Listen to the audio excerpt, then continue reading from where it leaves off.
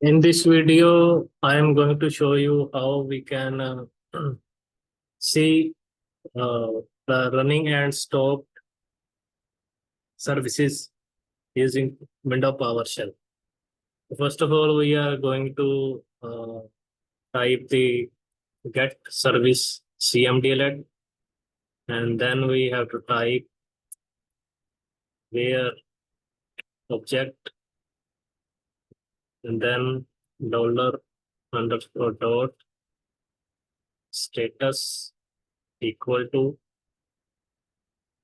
running to see which services are running on this computer.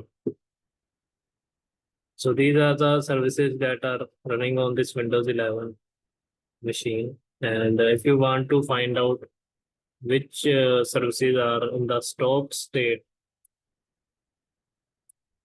you can use the stop keyword. So in this way, we can see which services are running and which are stopped using PowerShell. Thanks for watching.